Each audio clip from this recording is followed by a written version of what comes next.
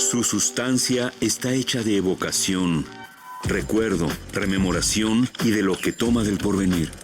Porque es una parte fundamental de nuestra identidad. Somos nuestra memoria. El programa de Lina que nos lleva de viva voz con los especialistas.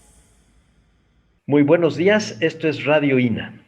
La Secretaría de Cultura y el Instituto Nacional de Antropología e Historia los invitan a acompañarnos en la emisión de la serie Somos Nuestra Memoria. En esta ocasión contamos con la presencia del maestro Ángel Inurrigarro de la Vega y me es grato dirigirme a ustedes para hablar de un tema, híjole, no sé cómo decirlo, pero es de estos temas que deberíamos de tener siempre enfrente y que nunca nos lo proponemos cuando nos acercamos a la historia. Siempre estamos pensando que la historia son solamente sus protagonistas principales y nunca pensamos en todo este universo que está detrás de lo que ellos hacen y de lo que dejan de hacer. En este caso vamos a hablar de importancia y declive de un señorío novohispano, ni más ni menos que del marquesado del Valle de Oaxaca.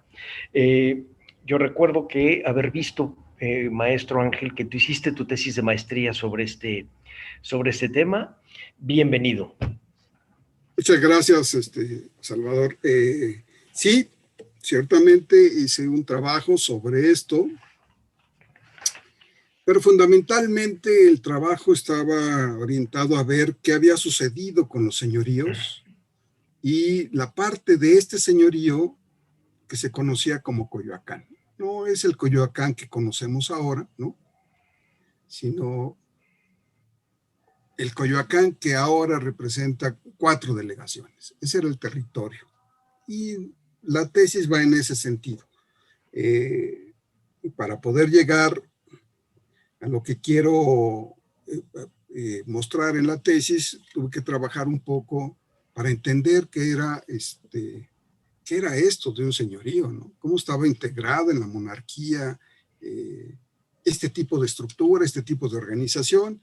Y bueno, y de ahí fui bajando un poco hasta ubicarme precisamente en los años que van de 1808 a 1814, que es un periodo muy intenso en la vida del marquesado y que determina su existencia finalmente, ¿no? Una existencia que llega a cumplir cerca de 300 años. Entonces, dentro de este proceso que se va desarticulando, que se genera en la desarticulación de la monarquía, uno de los puntales de este antiguo régimen, que son los señoríos, también forma parte de esa desarticulación. Entonces, bueno, eso es lo que configura el trabajo que yo hice como tesis de maestría. Que por cierto, el INER me hizo el favor de reconocerlo con un premio. Sí, eso me acuerdo, te iba a comentar, y por eso lo conozco. Porque es una tesis reconocida y tu trabajo es un trabajo muy profundo que además has continuado. Pero vamos a empezar. Utilizamos la palabra señorío de una manera a veces un poco libre.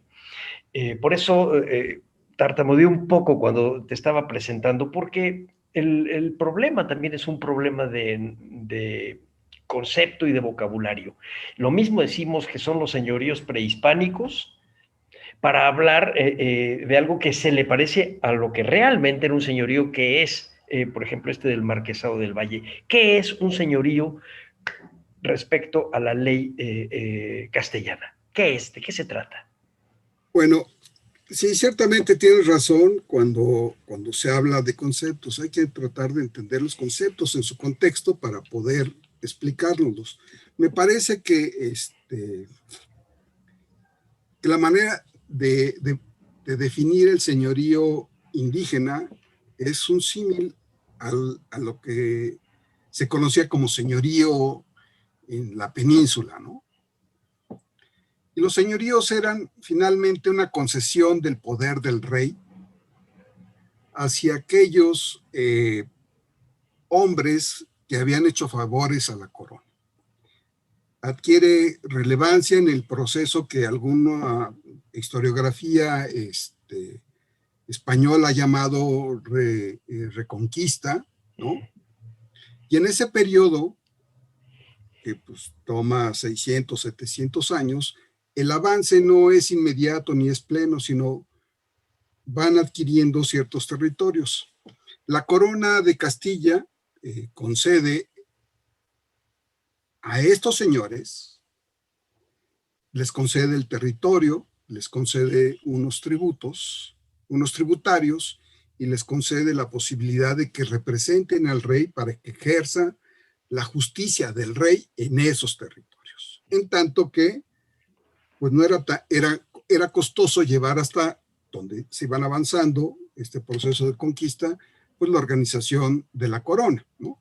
Entonces todos los representantes del rey que no podía financiar la corona, los podía financiar el señor, que además venía con un título, podría ser duque, podría ser marqués, podría ser conde, en fin, aunque tiene sus diferencias, desde luego, ¿no?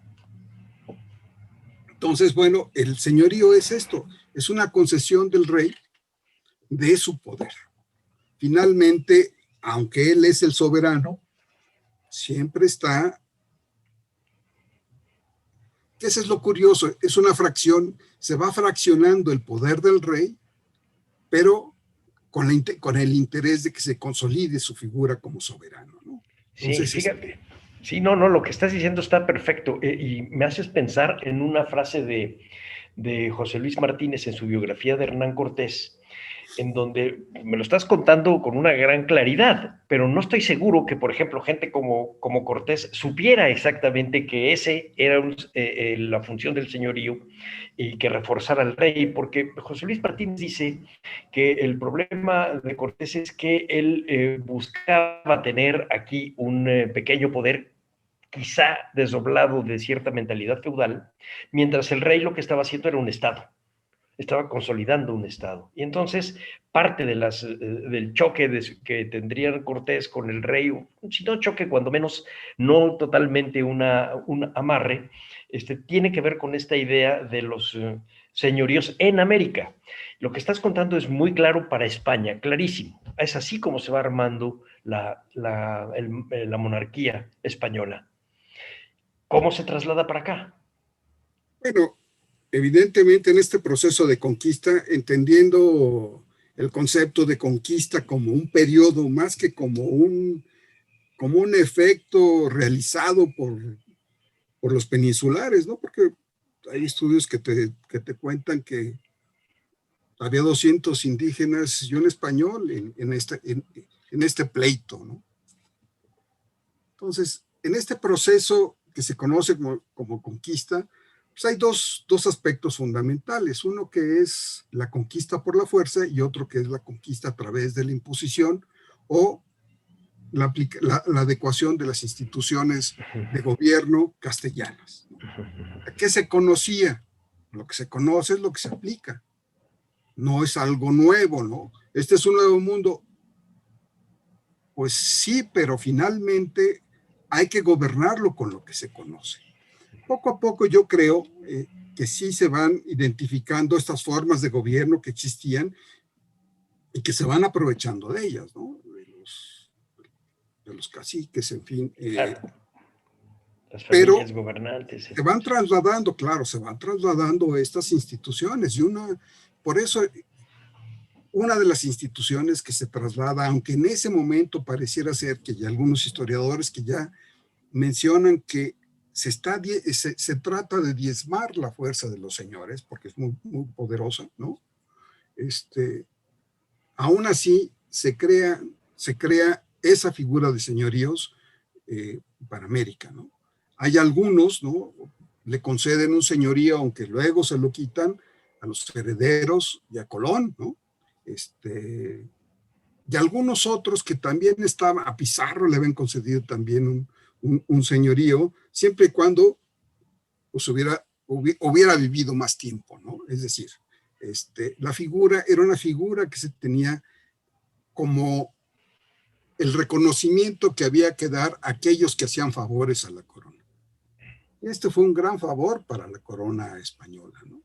Que desde luego, de oídas, pudo haber enteradose de lo que había, porque pues nunca hubo mayores representantes de la corona directamente que aquellos que vinieron en empresa, ¿no? Entonces, la dimensión de este continente, que es muy vasta, ¿no? Yo creo que no daba para explicar lo que había, el grato favor que le habían hecho a esa corona, ¿no? Entonces, es un reconocimiento. Y complicado, Ángel, porque no era simplemente que el rey dijera, bueno, denle el reconocimiento al señor Cortés o a Pizarro o a Pedro de Alvarado, sino que tenían ellos que hacer una labor de cabildeo muy fuerte y muy constante, que a veces duraba años. No, mira, en el caso de Cortés, él llega, cuando él regresa en 528, regresa porque tiene un gran problema, ¿no? No solamente enfrentó la autoridad del rey, se salió sin permiso, avanzó, constituyó, sí, todo dentro de la ley, si tú quieres, ¿no? Dentro de las instituciones, ¿no? Pero con la desobediencia. Sí, claro. Y llega en un gran conflicto, porque además acusado de la muerte de la mujer. Entonces llega a enfrentar y sale con un título de señor, y sale con un señorío, y sale con el dominio de un territorio, y sale con concesiones que le hizo la reina Juana y Carlos I, ¿no? Entonces, pareciera ser que el hombre ha de haber llegado con baúles y baúles de oro, y con cosas, ¿no? Sí, con claro. algo llegó, ¿no? Que hizo que la figura, o seguramente en su narración, o las cartas de relación, vete a saber, pero hay un cambio, ahí hay un cambio, que este hombre que había violado el orden, pues de repente se convierte en alguien muy importante. No le dan lo que él espera, ¿no? No obstante, aún así, pues le dan mucho, ¿no? Sin conocer y sin saber. Sí. Le dan 23,000 vasallos, ¿no? En una geografía que realmente no conocían, se imaginaban. Exacto. Enorme. Claro. O sea, ya para cuando yo empiezo mi estudio, estamos hablando, si juntamos todos los territorios, de acuerdo con los datos que aporta Bernardo García, de 11,500 kilómetros cuadrados. ¡Qué barbaridad! 11,500 kilómetros cuadrados, que bueno, pues que sí estaban repartidos por la Nueva España, ¿no? Entonces, sí, pues pero sí, y además, con el recorte que le hicieron, cuando uno de los hijos, le secuestran los bienes y le quitan toda la parte de Tehuantepec, ¿no? Entonces, es impresionante lo que recibe en territorio, es impresionante lo que recibe en vasallos.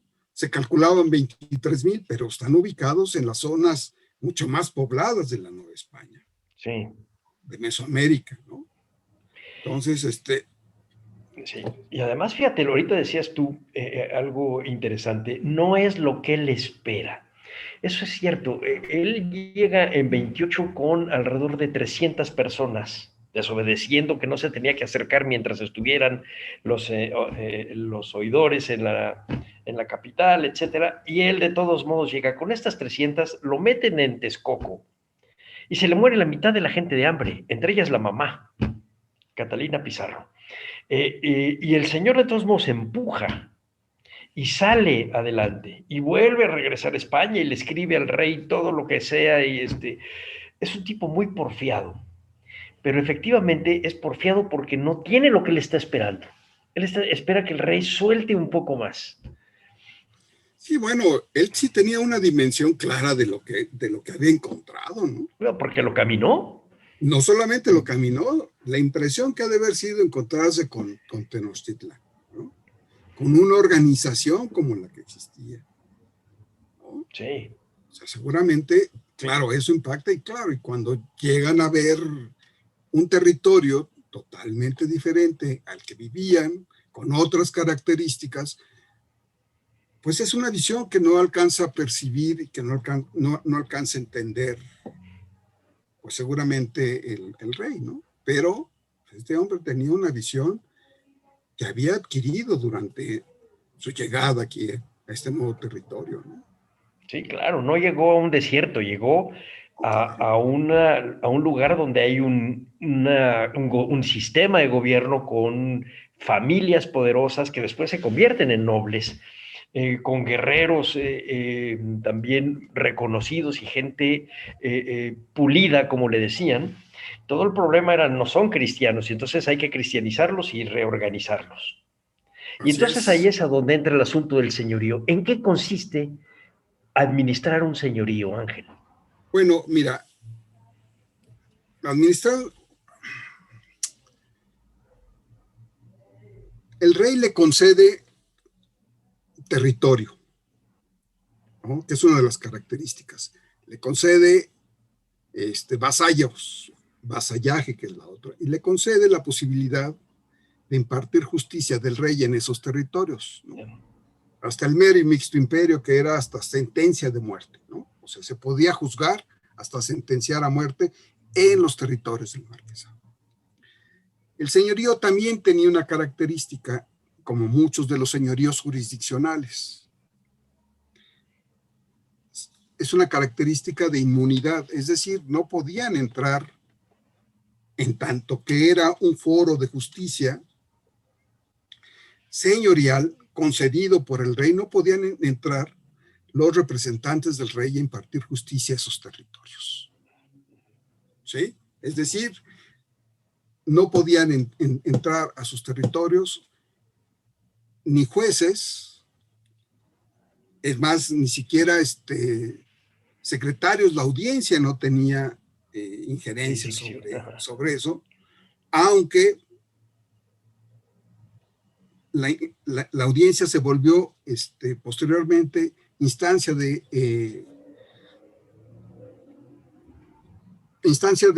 justicia para el marquesado, ¿no? Sí.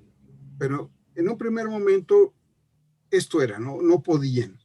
Y claro, no había un control, en un primer momento no hay un control, no hay una claridad, porque además el ejercicio de la jurisdicción no se hacía sobre un territorio específicamente, ¿no?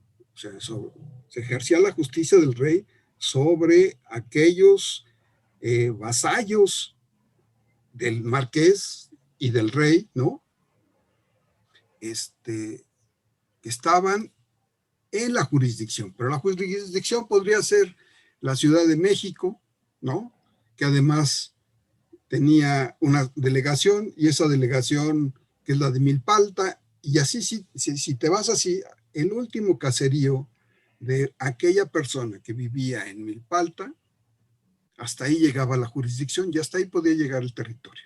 Es decir, no es un territorio de frontera, no es lo que conocemos como el border, ¿no? Sino el frontier, como lo escriben los americanos, ¿no? Es decir, son muy permeables estos, ¿no? Entonces la jurisdicción permitía que en ese momento se pudiera ir apropiando, ir extendiendo, ¿no? Y esos eran los grandes pleitos que finalmente después se fueron generando, tratar de contener pues ese interés por irse apropiando de territorios cada vez. Sí, fíjate, yo conozco el caso de Chapultepec por razones obvias, en donde Cortés quería Chapultepec como parte del marquesado, hasta que el rey decide que no, que forma parte de la Ciudad de México, del Ayuntamiento de México y no del marquesado. Por supuesto, Cortés lo quería por el asunto del agua. Y tienes razón. Tú dime si entendí bien, pero la explicación que nos das de la manera como se organiza y se enconcha un poco el señorío frente a las otras instituciones de la monarquía, es que el señorío tiene algo como autonomía. ¿Funcionaría esa palabra? Pues mira, es una inmunidad que se le denomina, o sea, ciertamente ellos se manejaban. Vamos, es una empresa privada. Ya, ¿sí? Claro. Es una empresa que pues le concede el territorio, pero le da el dominio, no la propiedad. le da el Sí, claro. dominio. El dominio, que en ese momento este concepto de dominio se dividía en dos aspectos, el dominio eminente del territorio y el dominio útil. Esa es una idea sobre la propiedad que se tiene por los pensadores de la Edad Media, ¿no? O sea, el soberano es el soberano, no es el dueño, pero sí es el soberano de la tierra, te concede el dominio para que tú puedas explotarla directamente por el dominio útil, o puedes explotarla indirectamente rentándola, subarrendándola, ¿sí? Por el dominio eminente, porque tú lo tienes, ¿no? Entonces, les concede el dominio, pero no les concede la propiedad, ¿no? Por eso es complejo luego entender esto. Sí. Bajo este dominio, bajo esta idea, ellos podían rentar, construían, ¿no? O sea, algunas casas y posteriormente las rentaban o las adquirían, ¿no? O sea, algo de lo que estoy trabajando y estoy tratando de engarzar ahora es muchos de los rentistas, se llamaba censo enfitéutico, de los enfiteutas, que era casi a perpetuidad, ¿no? El pago de esa renta, de los enfiteutas del marquesado, resultaron ser hacendados azucareros de Cuernavaca, ¿no? Claro. Es decir, ¿quiénes eran, no? Finalmente, esos eran territorios también del marquesado. Los conozco porque yo me dedico al zapatismo, entonces Bueno, sé de eso. bueno, Efectivamente. entonces, esta sí tenía una autonomía, aunque limitada. No podía impartir justicia, su justicia tenía que ser la justicia del rey. Claro. No podían pagar menos tributos, tenía que ser los mismos tributos, no podían ser ni más ni menos. Más se le iban los tributarios y menos se llenaba de tributarios. Tenía que ser lo mismo. No podía impartir su justicia, aunque sí impartirla en sus foros de justicia. Él designaba a propuesta de él, autorizaba el rey a los alcaldes mayores, a los corregidores, al gobernador, que es una figura que empieza a partir de 1620 y tantos, como mayordomo, y después se vuelve un juez privativo, y después es un gobernador y es un juez privativo, y comienza a tener una organización un poco más compleja, según va avanzando el tiempo, ¿no? Pero es una organización particular, que en un principio la lleva la familia Cortés, con la bisnieta, sí, creo que es la bisnieta que se casa con el duque de Terranova, pasa a formar parte de los napolitanos, pero en un principio son los Cortés los que lo administran, con todos los problemas que puede tener esto, ¿no? Y después pasa a una casa también, una casa también reconocida por el reino, que son napolitanos, ¿no? Sí. Porque Nápoles era parte de la corona española. Sí, claro, de la monarquía. Entonces, sin ningún problema, ¿no? Ellos se encargan y finalmente así llega hasta que es abolido en 1812. Entonces, pero es una administración particular. Bueno, pues este panorama, que es realmente complicado, pero al mismo tiempo nos deja ya muy bien asentados para el paso que sigue, que es lo que va sucediendo en el periodo que tú trabajas, que tiene que ver con la manera como se va disolviendo y va derrumbándose la monarquía. ¿Qué pasa con el señorío del Marquesado del Valle cuando la monarquía, que era su límite y su sustento, también empieza a tambalearse? Platícanos un poco, Ángel. Bueno, como bien sabemos, en 1808 hay un proceso en España, ¿no? En donde pues la monarquía comienza a tambalearse por la presencia de los ejércitos napoleónicos, por el mismo desorden que tenía la familia de Carlos y de Fernando, ¿no? Y pues finalmente son cautivos, todo el mundo quisiera tener un cautiverio así, ¿no? Como el de Fernando VII. Sí, no, claro, un palacio, en fin.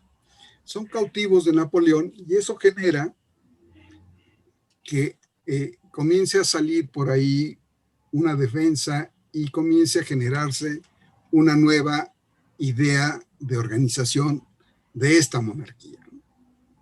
Aparecen las juntas, vienen a dar acá las juntas, pero aparecen juntas allá haciendo la guerra a los ejércitos franceses, ¿no? Se crea una junta suprema que aglutina todas las juntas, todo esto en ausencia del rey, pero en nombre del rey, ¿no? Y bueno, esta junta convoca a organizar la monarquía de otra forma, invita a Cortes, ¿no? Hace una convocatoria a la sociedad, convoca a los novohispanos, a los americanos a que participen, y pues en ese proceso se comienza a discutir lo que jovellanos llaman en algún momento los obstáculos, ¿no? Obstáculos al desarrollo de la pequeña propiedad o al desarrollo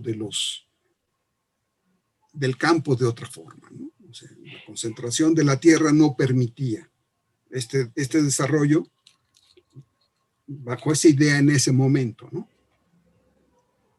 Y entonces comienzan a estar en cuestión este tipo de propiedad concentrada, ¿no? El gran concentrador de la tierra, suponiendo que fuera una sola personalidad, pues era la iglesia, ¿no? Tenía cerca del 25% de la propiedad en sus manos, del territorio español, del territorio peninsular, ¿no?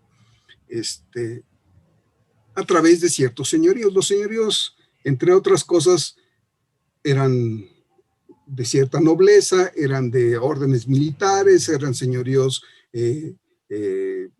eclesiásticos, ¿no? Por ahí hay un autor, Miguel Artola, que hace todo un mapa de cómo estaba constituida la península, ¿no? Bueno, en fin.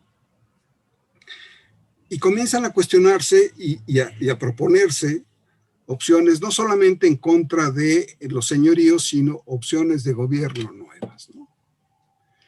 Convocan a Cortes y en las Cortes, por ahí de 1811, en el arranque, ¿no? Luego, muy temprano aparece ya la discusión sobre los señoríos. Y en esta discusión, pues hay quienes están en pro y hay quienes están en contra de los señoríos. Finalmente queda un decreto, que el decreto, cuando ya lo observas bien, el decreto lo que hace es transformar este tipo de propiedad amortizada en una propiedad privada, ¿no? O sea, va con todos los bemoles que ello implicaba, ¿no? Porque jurídicamente también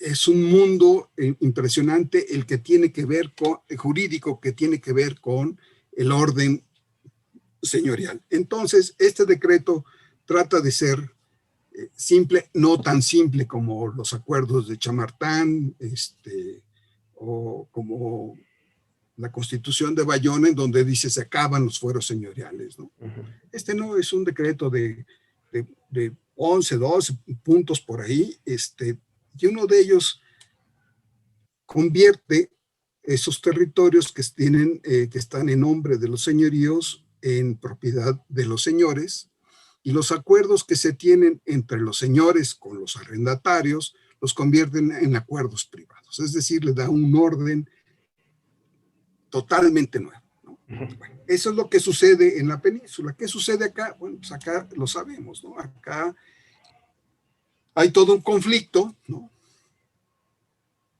En donde el protagonista, pues, es el virrey Iturrigaray, ¿no? Hay una clara posición de un grupo en contra de que se constituya aquí una junta, destituyen al virrey, ¿no?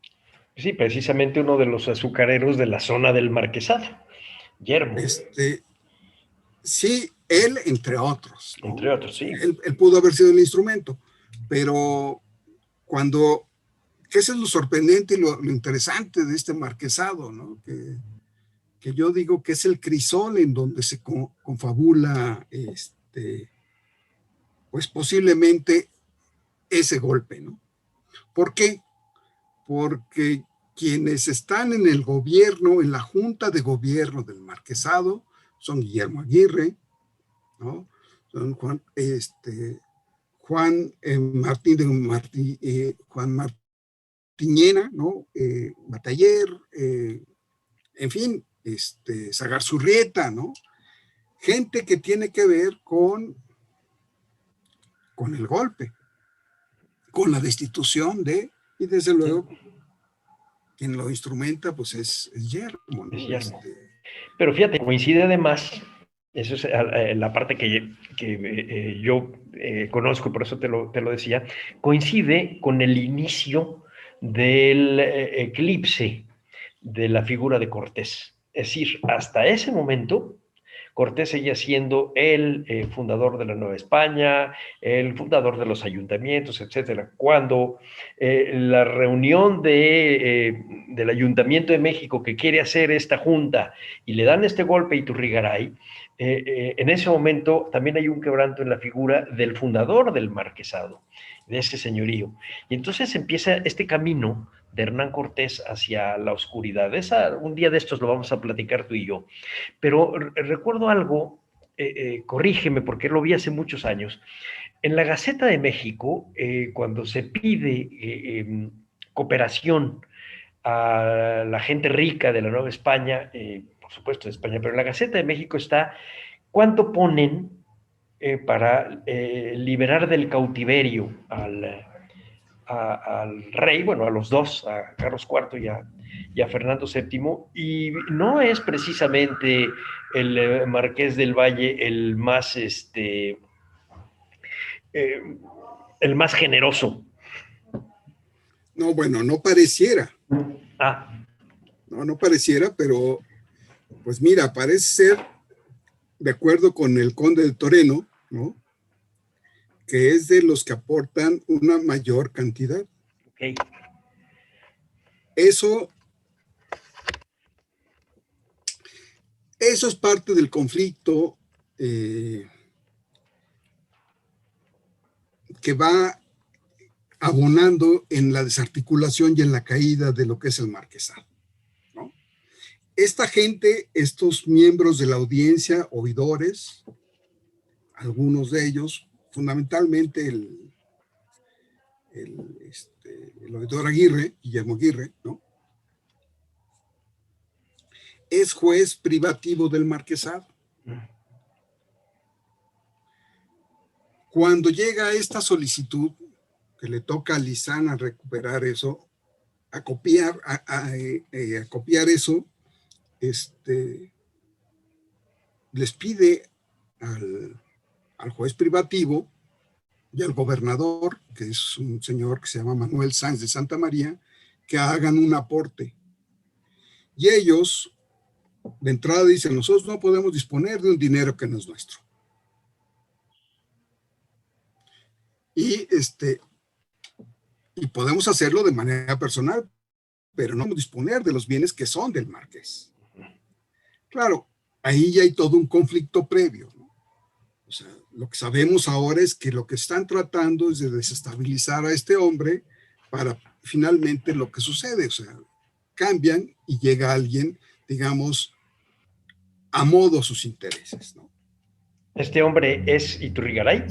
No, este hombre es Lizana. Lizana, el que entró en el obispo, ok.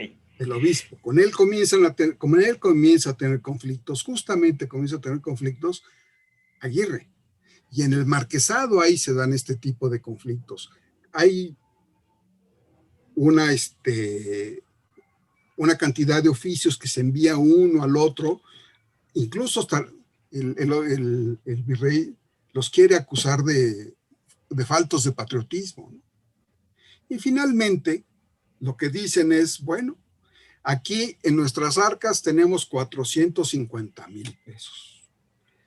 En tránsito, que le habían prestado también dinero a Iturrigaray, le habían prestado 400,000 pesos. Iturrigaray les hace 2 pagos de 50,000 y les queda de ver 300. Y entonces le dicen, esos 300, súmelos. Más lo que hay por enviarle al marqués, y en fin. Y finalmente lo que manda el marquesado, en números, que es lo que están peleando después, son cerca de 800,000, 850,000 pesos de aquellos pesos. Es una cantidad impresionante, y por eso el que firma todo esto en el envío es el gobernador, es Manuel Sanz de Santa María. Por eso le dan un reconocimiento, lo hacen comisionado de los ejércitos del rey, ¿no? Lucas Alamán dice que le dan la medalla de Carlos III, cosa que no es cierto, ¿no? O sea, cosa que no es cierto, y Lucas Alamán se refiere a Toreno, ¿no? Y dice, Toreno reconoce esto, ¿no? Y cuando vas a la fuente, que es Toreno, pues Toreno no dice no eso. Dice nada. Toreno sí dice, pero dice justamente que le dan el reconocimiento que tiene y que recibe este hombre, ¿no? Que finalmente es un espaldarazo a este grupo, ¿no? Cuando llega Venegas, muchas de las gracias que concede la representación en ese momento pues del rey, ¿no? Que es la regencia y la junta, ¿no?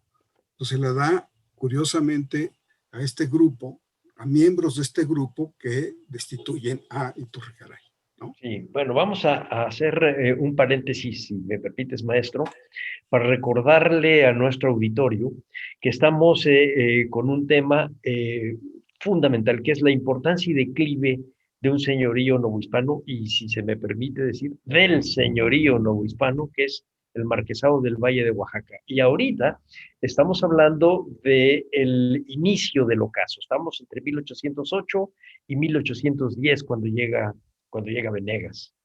Y estos grupos de interés, y cómo hay una estira y afloja político, que no se trata solamente de llegar y abolir el Marquesado del Valle o saber qué es. No, el Marquesado del Valle era una institución política y jurídica muy complicada, que tiene dentro de su espacio a un grupo de los hacendados más poderosos, un grupo de poder que le da un golpe de estado al virrey, y entonces nombran a nada tontos al obispo para que sea el que lo sustituya, porque entraría en el juego de los intrusos, es decir, de los gobernantes no aceptados, lo cual los pondría a ellos en un juego político muy delicado, y sabían perfectamente bien dónde se estaban moviendo.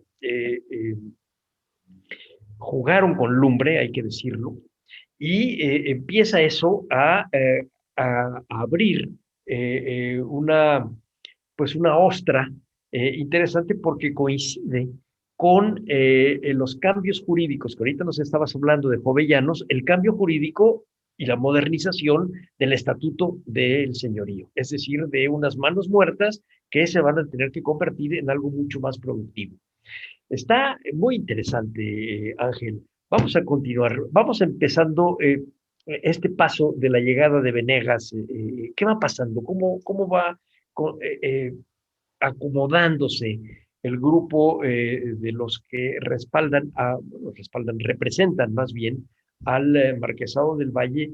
¿Qué pasa también con su extensión geográfica? ¿Y qué pasa con aquellos que están desde Nápoles viendo? ¿Puedes platicarnos un poco eso? Mira, en 808, este conflicto, el conflicto que se da en 809 con Lizana, genera una serie de tensiones acá, ¿no? Una serie de tensiones entre ellos, entre el virrey y este grupo. Pero hay tensiones allá que tienen que ver con la presencia del marqués, que es napolitano, dentro de la representación de Murat en la corte napoleónica. Claro. La Junta Suprema, claro, y todos aquellos que han colaborado con el rey José, que impone Napoleón, ¿no? Que han colaborado, que es una cantidad impresionante incluso de pensadores interesantes, importantes de ese momento, que están buscando también un cambio de la monarquía, ¿no? Porque Claro, la están propuesta, queriendo modernizar. exacto, la propuesta va en ese sentido, ¿no? Tratar de hacer más ágil la generación pues de dinero, ¿no? Finalmente, ¿no? Entonces, ese papel que juega el duque en la corte de Napoleón lo acredita como afrancesado. Se entera la Junta, mandan que se secuestren sus bienes en América y le llega la instrucción al virrey Lizana en 1800, finales de 1800, de tal manera que si en algún momento existía la posibilidad de cobrarse aquella inquietud, inestabilidad y malestar que le habían generado y deterioro a su imagen estos miembros del marquesado, pues contra ellos se va. La Junta en un afán, la Junta Suprema Española en un afán, digamos que protagónico, y desde luego habría que pensar en la necesidad de hacerse llegar de dinero, le propone al virrey que haga con los bienes lo que quiera, que hasta los venda para poderse allegar de recursos, cosa que no podía, ¿no? Sale a su defensa uno de los fiscales de Hacienda, Sagarsurrieta, y le dice, eso no se puede. O sea, vamos a secuestrar los bienes, sí, pero los bienes siguen siendo del marqués y el producto de esos bienes son los que podemos secuestrar. Es decir, todos los ingresos, ¿no? Los ingresos de las rentas, los ingresos de los censos enfiteuticos, los ingresos de bienes de comunidad, aunque no eran del marquesado, él los tenía, ¿no? En fin, todos los ingresos que le generaba, los ingresos de los tributos, ¿no?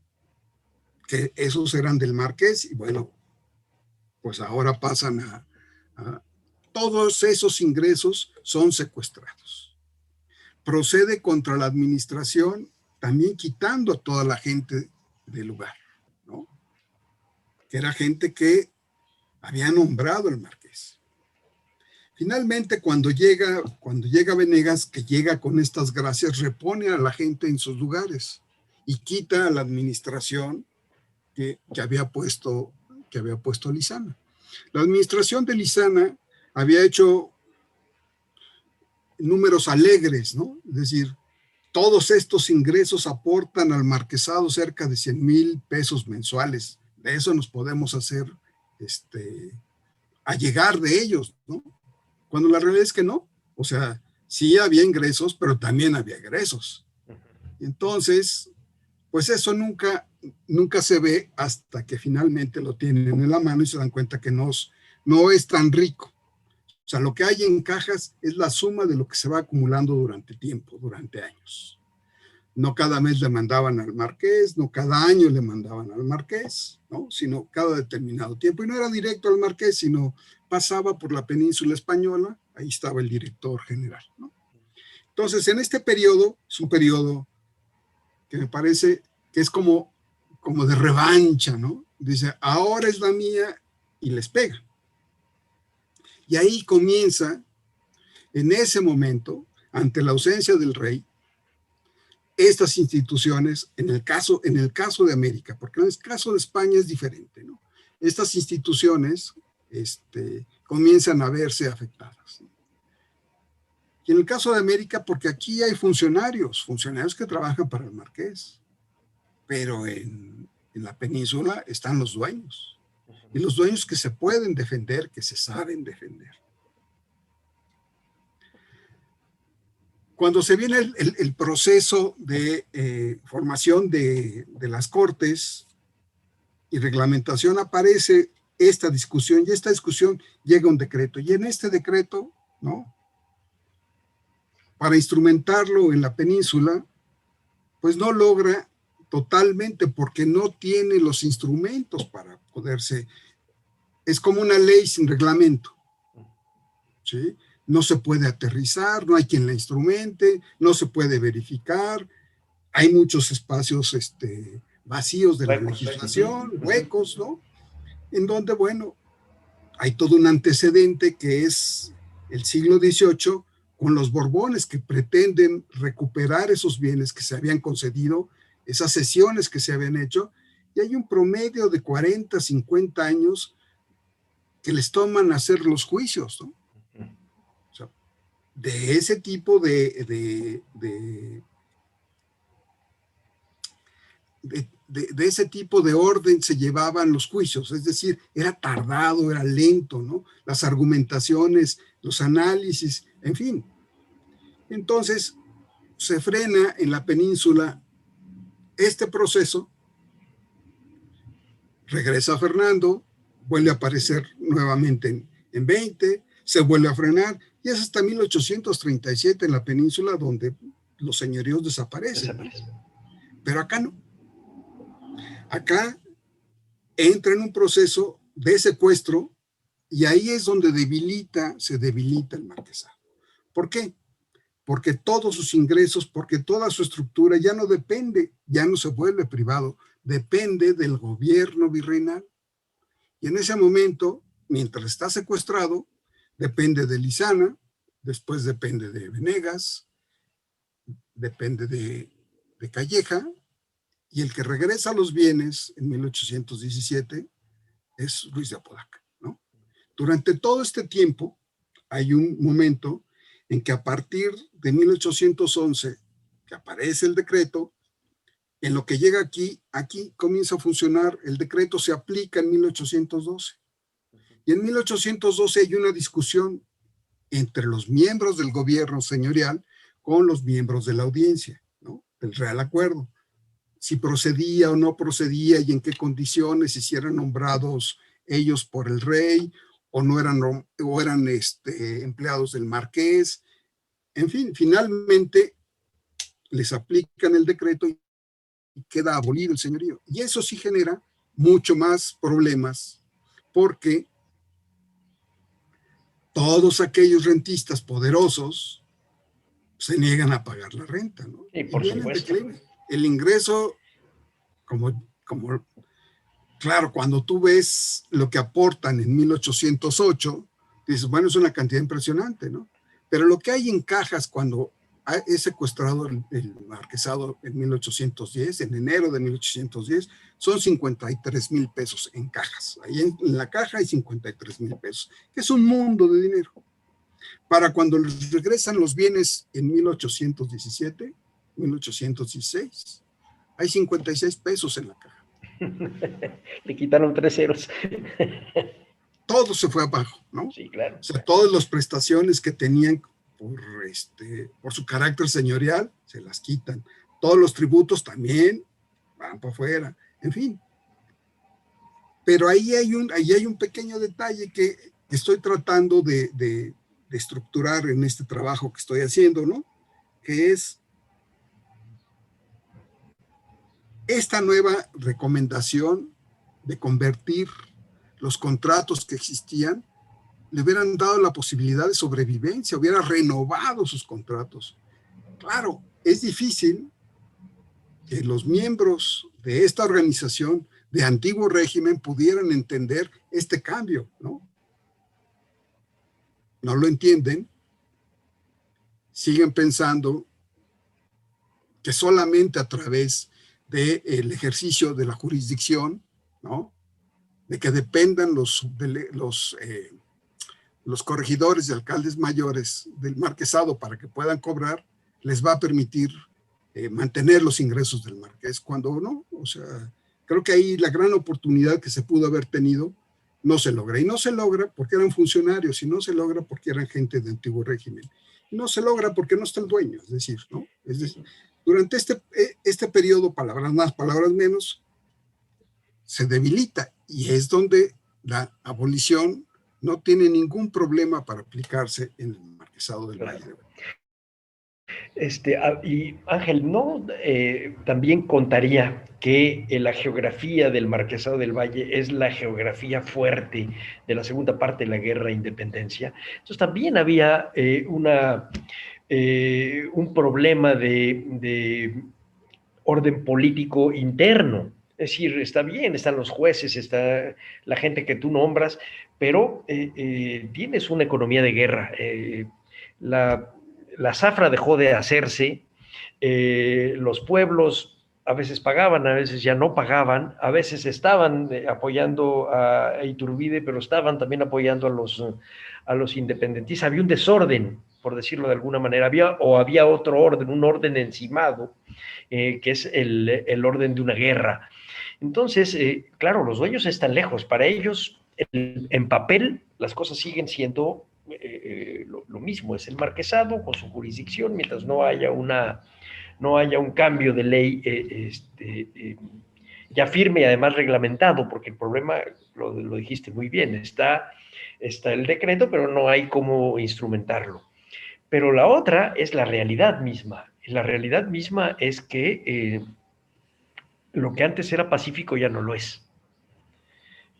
Y no me hagas hablar mucho, porque de repente pienso en ciertas cosas que pasan en México y dices que la parte política y económica es más compleja de la que pensamos y de lo que vemos en los periódicos. Hay una gran complejidad porque es una sociedad que se está moviendo.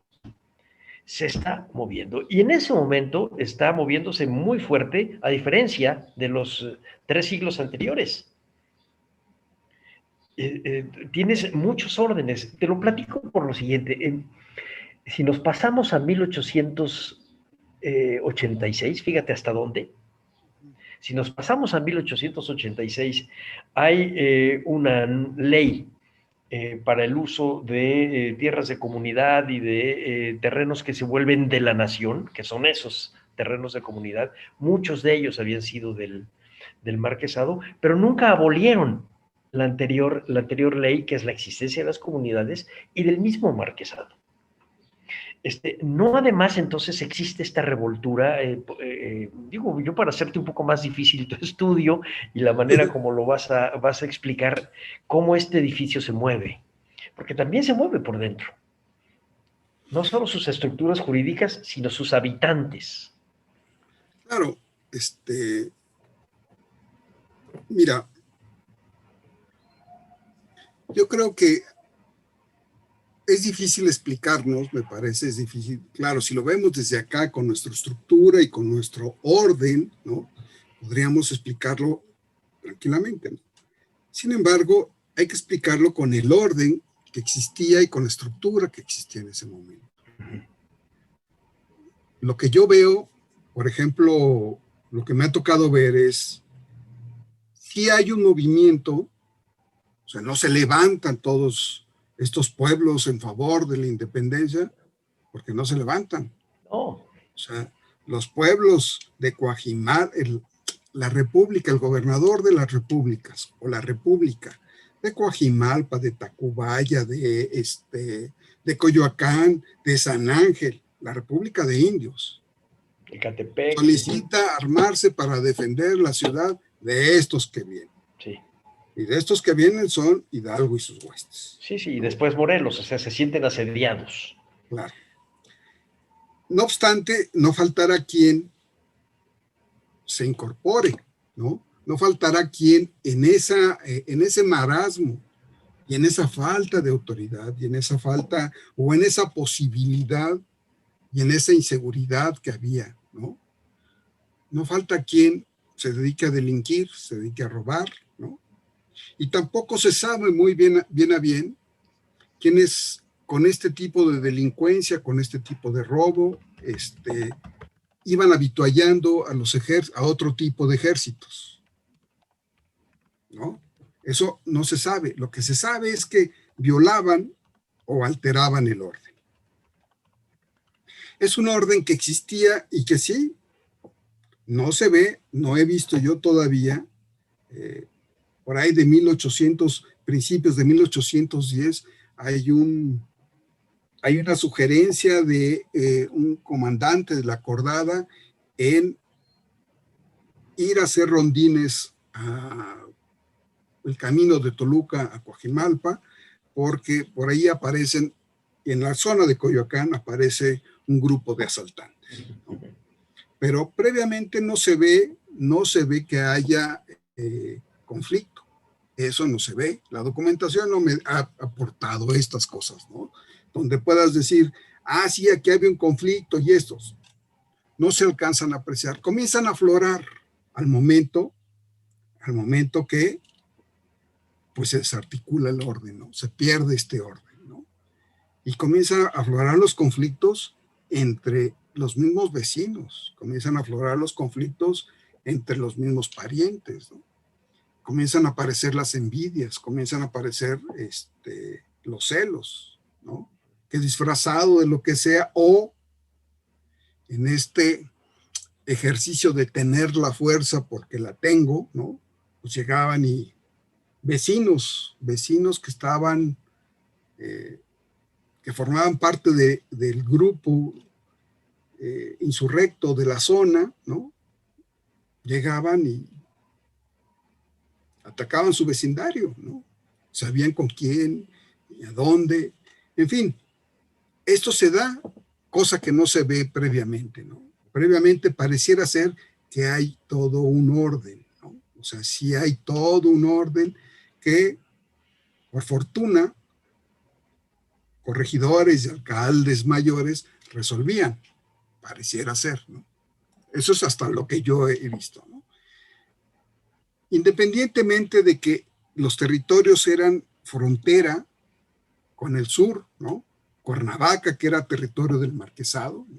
El marquesado, estos 11.500 kilómetros de los que hablábamos, estaban repartidos en Charo, en Veracruz, la parte de Tuxtla, Cotaxtla, lo que ahora es el estado de Morelos, que esa zona era Cuernavaca, salvo la parte de Cuautla, ¿no? Sí, salvo el oriente, efectivamente. En Oaxaca, en Tehuantepec, en las 4 villas, ¿no? Toluca, fundamentalmente, y Coyoacán, pero a mí me parece que la que le generaba más riqueza, porque además había más concentración de población y ahí tenía sus negocios de azúcar, pues era Cuernavaca, ¿no? Esa delegación. Entonces, hasta ahí, ese era territorio. Finalmente es un territorio que permite contener, y contener a los ejércitos como tales, ¿no? Aquellos organizados, al de Morelos, ¿no? Pero, pues, este desorden que hay de gavillas, de grupos de rebeldes, que atacan, que asaltan los convoys, el convoy que viene a la Ciudad de México, tanto de Toluca para la Ciudad de México, entrando por Lerma, Coajimalpa, como el que viene de Acapulco, entrando por Cuernavaca, pues, ¿no? Son atacados, ¿no? Ese es el tipo de guerra que yo veo, es el tipo de inquietud que surge, ¿no?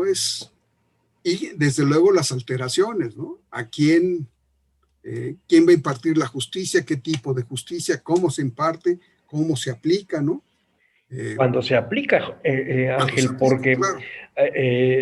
Ahora que lo dices, yo sí he encontrado documentación de gavillas en Charo, precisamente, y que le achacan en aquel momento a Iturbide no poder acabarlas, gavillas en la zona que va de Tixla, Puebla, hacia Veracruz, en fin, y que son grupos básicamente dominados por pequeños cabecillas insurgentes.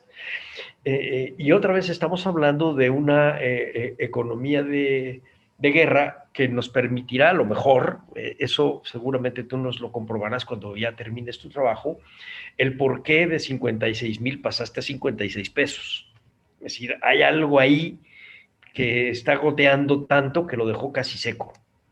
En muy pocos años, porque estamos hablando en realidad quizá de Venegas a O'Donoghue. Es decir, 10 años, los 10 años de guerra e independencia. Antes. Y fíjate, ¿qué sería? ¿De 8? Sí, mira, yo creo que es de 10, que es el secuestro, hasta 16, 17. ¿no? Ah, 16, y ahí 17. ya comienza ahí el declive. El declive. Ah, bueno, entonces yo sí tengo que corregir. Lo que yo leí para los ataques de gavillas en los caminos es en la zona de Guerrero, por ejemplo, bueno, el actual Guerrero, hacia Puebla y México, ya es de 17 en adelante.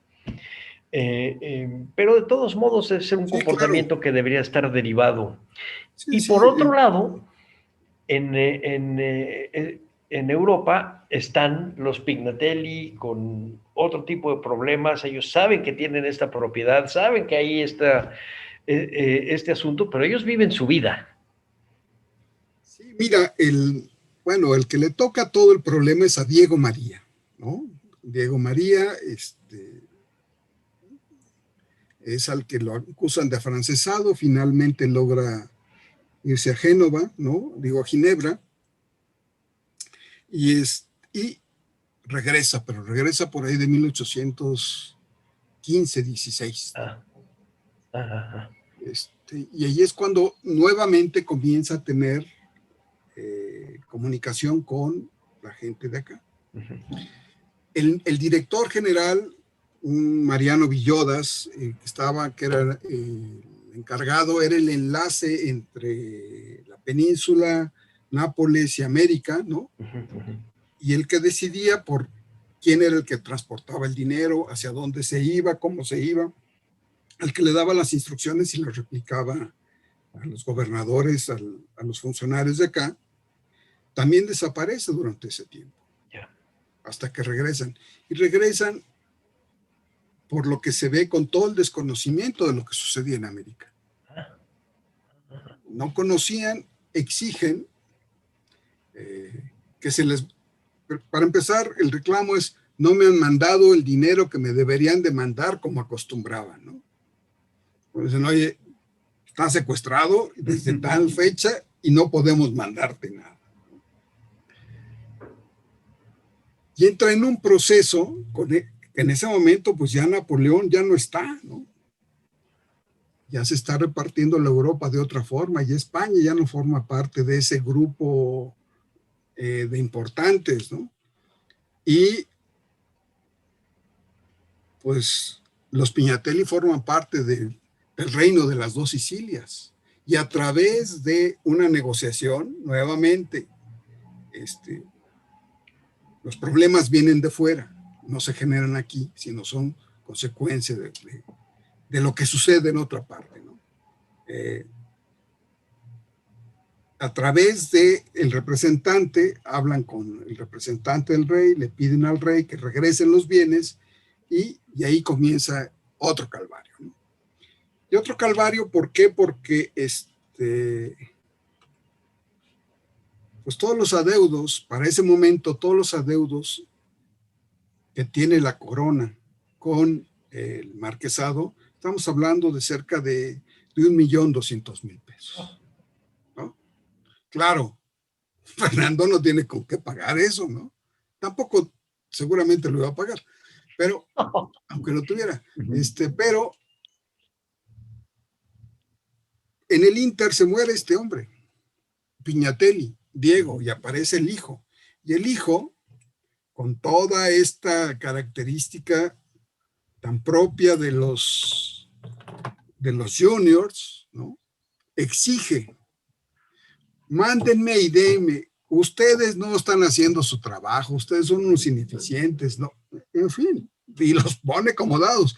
Y estos todo el tiempo están sufriendo porque no sale ni para su salario, no sale, las rentas de la ciudad no se las están pagando, los enfiteutas de Morelos, muchos que han cerrado, no tienen con qué o no les han pagado, y otros no les quieren pagar, ¿no?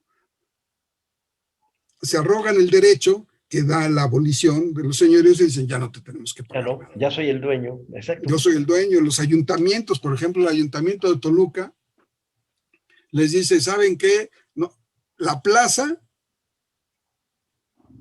lo que genere la plaza, la renta porque se rentaban hasta las varas del alguacil, ¿no? Y los alguaciles de las plazas, pues tenían que verificar que en los mercados pues, pagaran su cuota y eso servía de salario para él y ellos pagaban la renta. Bueno, pues esa renta que se recibía de la plaza ya no le iba a recibir el marquesado, ya era el ayuntamiento de Toluca el que se le iba a quedar. O sea, ese tipo de cosas que estos hombres comienzan a enfrentar para poder allegarse de dineros, no solamente para la sobrevivencia del marquesado, sino de su salario, pues se ven involucrados en una discusión con un hombre que desconoce qué es lo que sucede en Europa, en América, y en qué condiciones estaban sus propiedades en América, ¿no?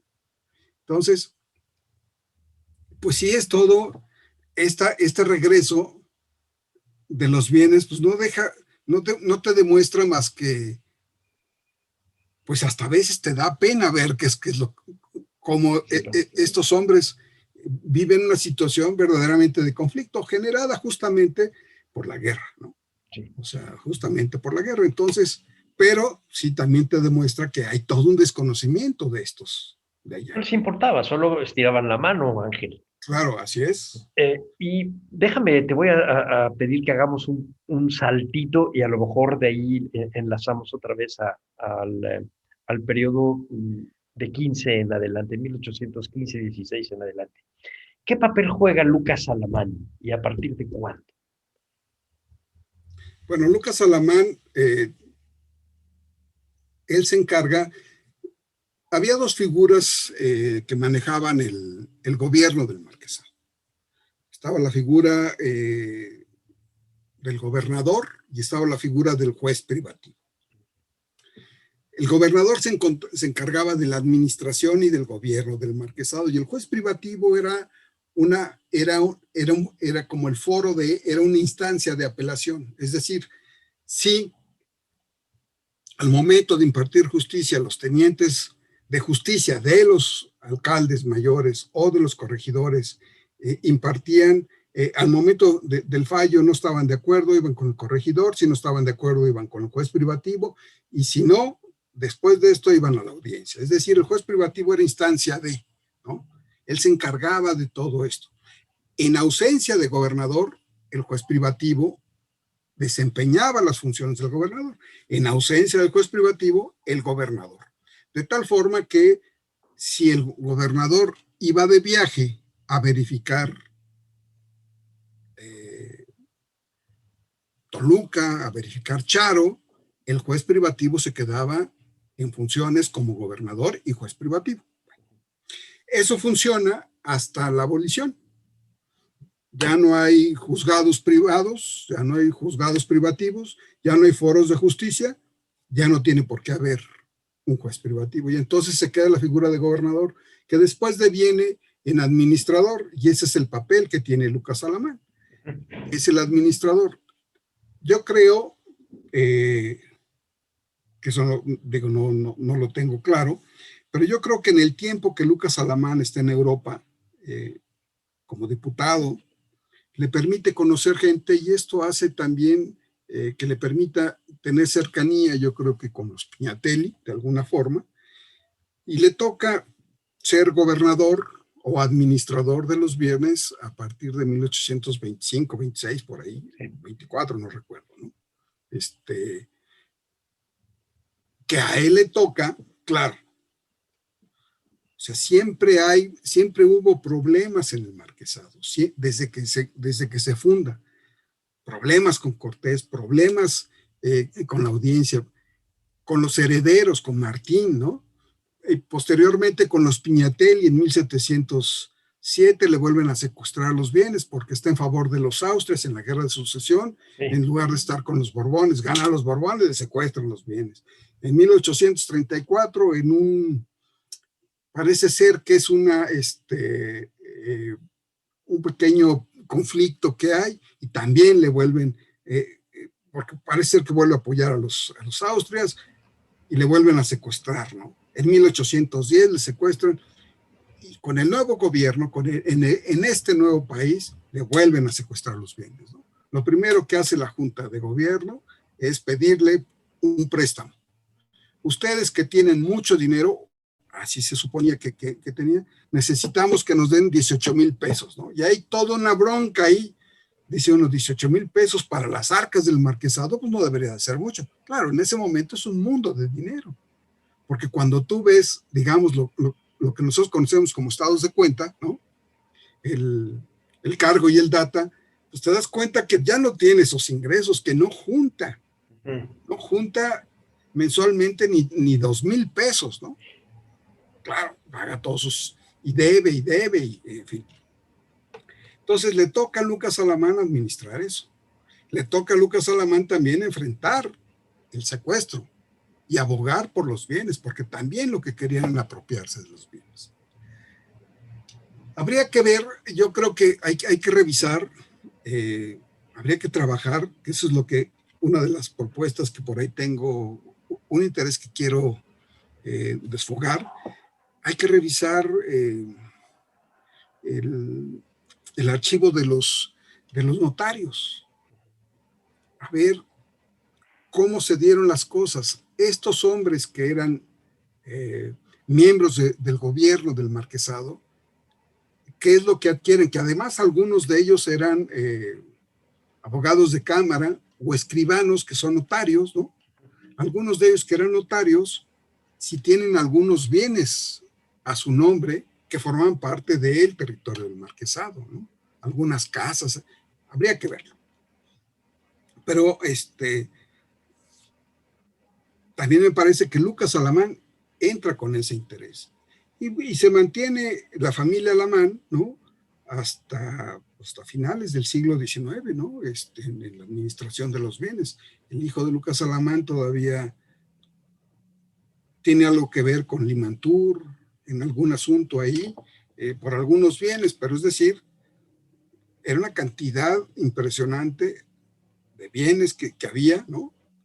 Que no se convirtieron en propiedad de ellos por esa falta de visión al momento de que se crea el decreto de 1812, ¿no? O sea, al momento que aparece ese decreto donde les da la oportunidad de crear estos contratos, no los convierten en contratos, no los establecen como parte de, y los otros se arrogan el derecho de haber pagado durante tanto tiempo, de que ya está abolido, que es una concesión señorial, y como ya no existe, pues no pagamos. Entonces está la otra fuerza de las haciendas. Ahí, esta es otra parte que no hemos todavía, en el caso de los que nos hemos dedicado al zapatismo, no en el caso de los que han estudiado las haciendas, no hemos hecho suficiente énfasis. Es decir, no solo se apropian de las cosas que eran un censo del marquesado. Hay rentas que eran de los pueblos y que también convierten en sus propiedades. En realidad, el conflicto con los pueblos y las comunidades nace en ese mismo momento, sí, con claro, este hueco jurídico. Sí, sí. Y fíjate, Ángel, una cosa curiosa. Hace quizá un par de meses estaba yo platicando con Toño Saborit, de algo diferente, con Antonio Saborit, el director del Museo de Antropología, sobre el centenario del nacimiento de Leonardo Sciascia. Leonardo Sciascia, siciliano, escribe un librito que se llama Los Apuñaladores. Y es un recuento, un análisis de lo que está pasando en Sicilia y en la zona de Nápoles, en Palermo en particular, con unos apuñaladores que no sabes por qué aparecen y de repente va pasando la gente y los agarran a puñaladas. Y lo que creo es un conflicto político que decidieron ponerle un velo y que no apareciera nada. Y entonces ya se empieza a buscar y resulta que son los Pignatelli, que están favoreciendo a los Borbones en ya este inicio de de la unificación italiana garibaldiana, y entonces le van a quitar a los Borbones esta parte de Italia, de hecho se la quitan. Y entonces en las mismas fechas en que está Maximiliano en México, aparecen estos apuñaladores y son los Pignatelli los que están detrás de esto. Ya no tienen que ver con el marquesado en particular, pero siguen siendo gente muy poderosa y juniors. Y entonces utilizan una costumbre árabe, que es muy siciliana, que es apuñalar. Es hacer un poco de terrorismo apuñalando. Yo me acordaba mucho de las cosas que pasaban en Europa hace quizá un par de años con este grupo de musulmanes radicales que apuñalaban a la gente en la calle en Francia, en Inglaterra. Pues es lo mismo que hicieron en Sicilia en 1864-66. Y Toño Saborit me platicaba, me decía, fíjate, ahorita lo que me estás diciendo, Salvador, me liga a otra cosa, que es una pequeña crónica de Salvador Novo hacia 1927, cuando llegan los descendientes de Cortés a México, a ver de qué se trataba lo que habían tenido acá. Y eran efectivamente unos juniors que venían a divertirse un poco, venían, ¿dónde está la fiesta, maestro? Y entonces Novo escribe todo eso y te da una imagen en realidad muy simpática, si tú quieres, y al mismo tiempo un poco y muy injusta. Muy simpática porque, y recuerdo algo de Eca de Queiroz que decía, no hay nada más melancólico que un noble venido a menos. Estos son eso. Son nobles venidos a menos y que vienen a México un poco a ver si hay todavía pachanga, porque allá ya no les toca.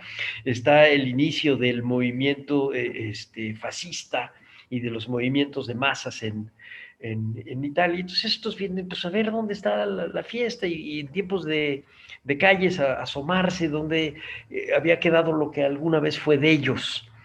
Y creo que alguno de ellos se quedó por acá, ya no recuerdo lo que me platicaba Antonio, pero es un colofón pues melancólico, Ángel.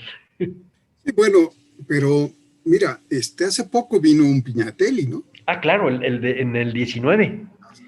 Asensio Scasio Pignatelli, ¿no? Sí, en noviembre del 2019, para el encuentro de Moctezuma con Moctezuma, bueno, digo, en fin, si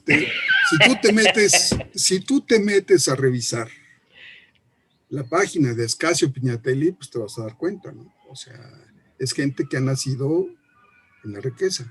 Cuando tú revisas, búscate el Palacio Pignatelli, métete Palacio Pignatelli, vas a ver la riqueza que hay ahí. Entré. O sea, el grado de ostentación.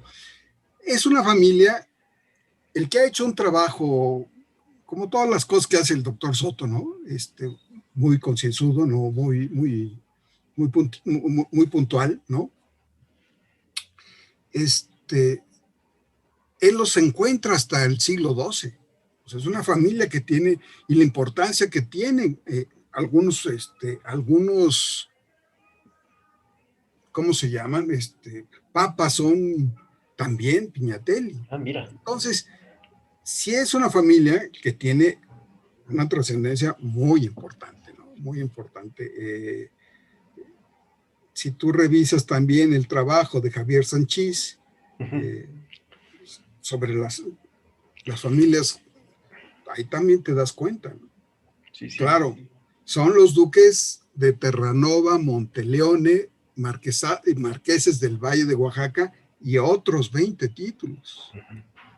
Claro, el nombre de José María Pignatelli, Diego María Pignatelli, es entre otros 15 nombres, aparte de los apellidos, ¿no? Es decir, es una gente que tiene mucha tradición, que tiene, ¿no?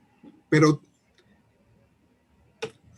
yo creo que no tuvieron, porque no tuvieron la claridad de enviar a alguien de ellos mismos a administrar sus bienes acá. Confiaron mucho en la administración de sus administradores que eran miembros de la audiencia, ¿no? Algunos de estos procedían de la audiencia y de familias que tenían muchos méritos. Si tú, claro, me ha tocado ver cómo defienden esta gente el marquesado. La ordenanza de intendentes, con Claro. este poderoso virrey Gálvez, nunca aplican el marquesado. Desde la misma ordenanza, cuando tú la lees, la de 786, la de 803, no aplican en el Marquesado del Valle ni en el Ducado de Atlisco, que ese es el otro señorío que existía aquí. Nada más que ese ya es creado con los Borbones en 1700 y tantos. Ese no tiene ni el tamaño, ni la importancia, ni la dimensión que tiene el Marquesado del Valle, ¿no? Pero no entran.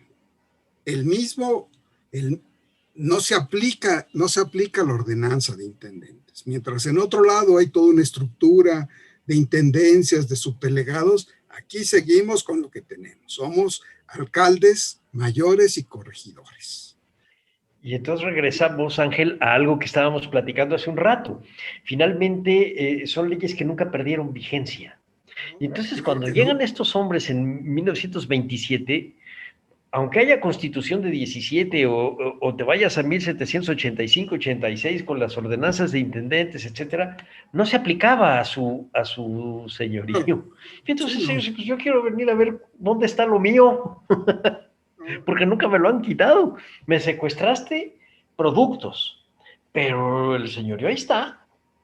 Sí, nada más que ese fue el gran problema, ¿no? O sea, al momento que cedes la posibilidad de la organización de tus bienes en administradores y nunca los ves, pues ellos sabrán, te presentarán las cuentas que consideran que son las más adecuadas para tu beneficio, porque hicieron y tomaron acciones en tu beneficio.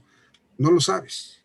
O sea, por eso te digo, yo creo que la investigación hay que partir de ese momento, revisar los archivos de las notarías, ¿no? ¿Quiénes eran estos personajes? Yo en el trabajo que estoy haciendo ahora, estoy siguiendo algunos personajes, el subdelegado de Coyoacán, el corregidor de Coyoacán, que después deviene subdelegado, entra en 11 y termina en 21. El subdelegado el alcalde mayor de Cuernavaca, en 10 se convierte en alcalde mayor y en 17 deja de ser alcalde mayor. Pero antes de ser alcalde mayor, era administrador de los bienes y rentas del marquesado. Después de 17, se vuelve administrador de bienes y rentas y después se vuelve administrador gobernador del marquesado. Es decir, ahí hay un personaje que atraviesa toda la guerra de independencia. De toda la guerra y desde antes, ¿no? O sea, desde antes. El cuate ya para 1810 tiene cerca de 15, 20 años trabajando en el marquesado. Yeah. En fin. Entonces, si tú sigues estos personajes, cómo se comportan, y también algunos, los abogados, los abogados de cámara o los escribanos, a ver cómo se comportan en la adquisición de bienes, ¿no? Habría que ver qué es lo que sucede, ¿no?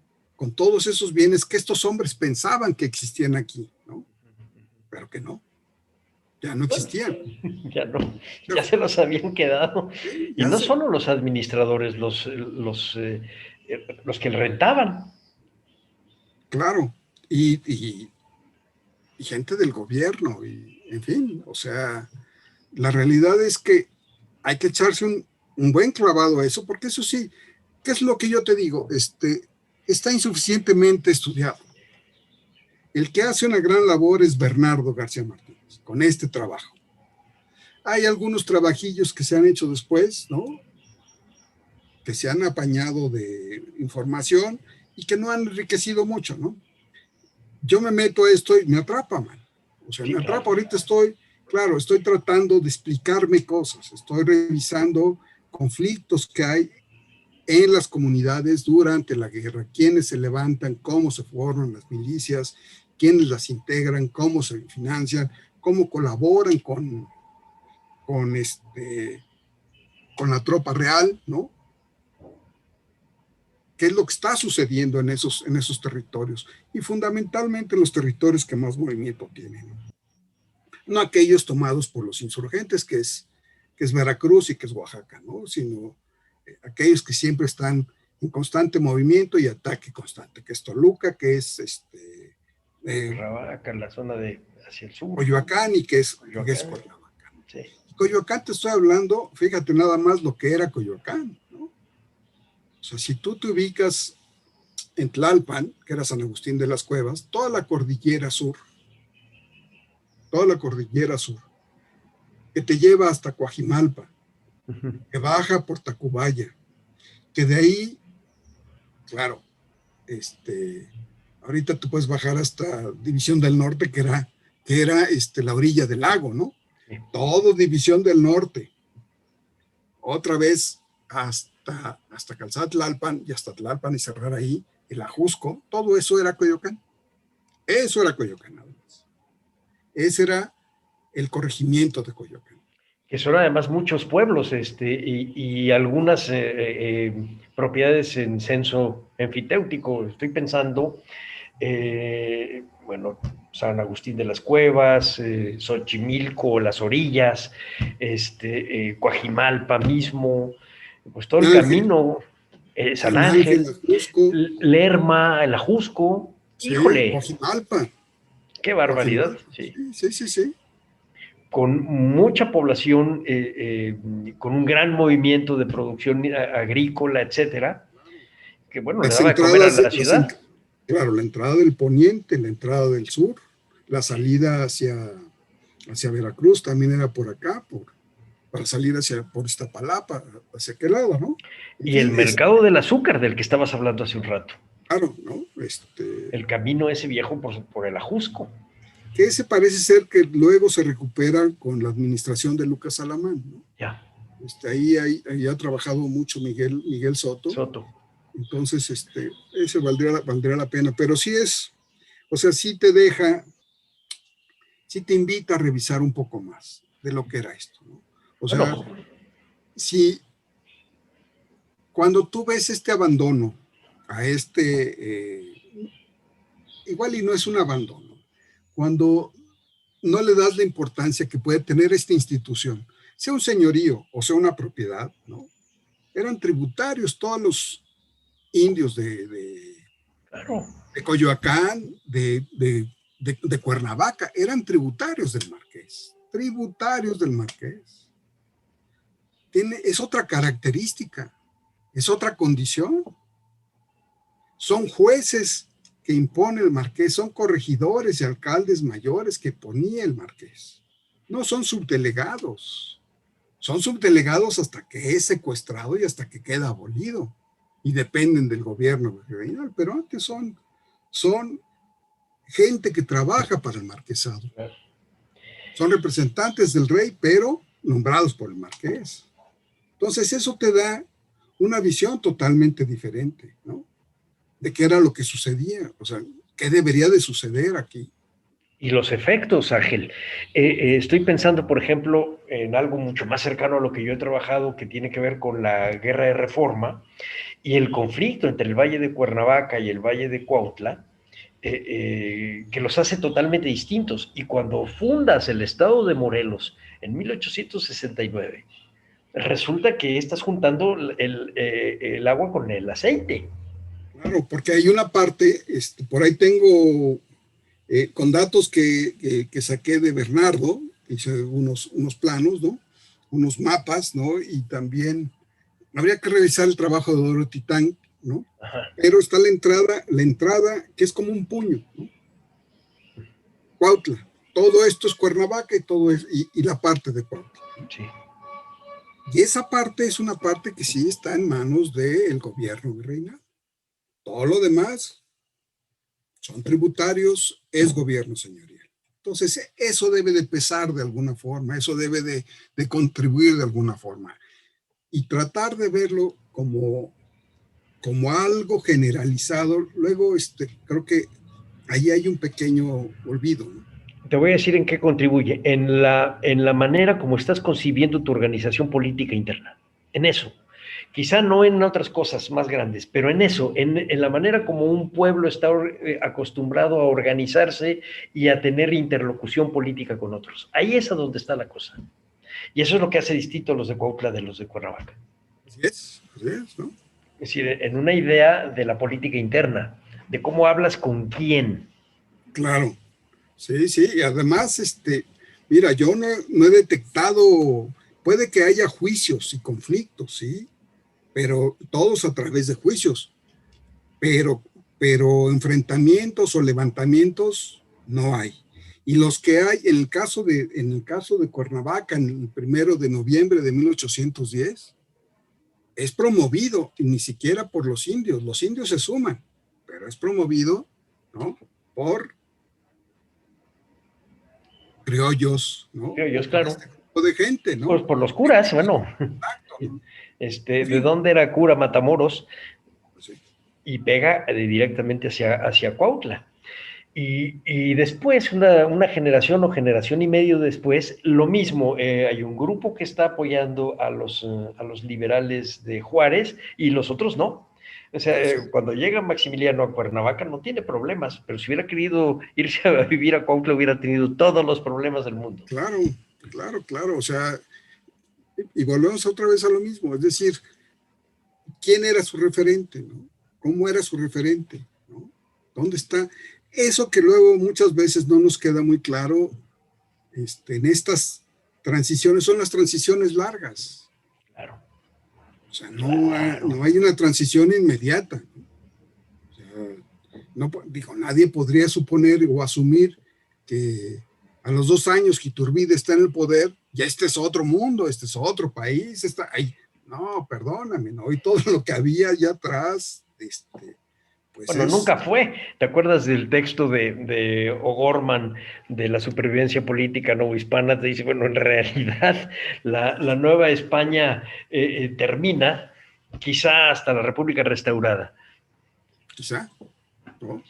Y ahorita además nos estás abriendo cosa que te agradecemos, a buscar las lecturas de Bernardo García, del doctor Bernardo García Martínez, que yo recuerdo alguna vez en una plática elogiosa de Josefina Vázquez Vera, que señalaba cuál era la aportación de Bernardo, que es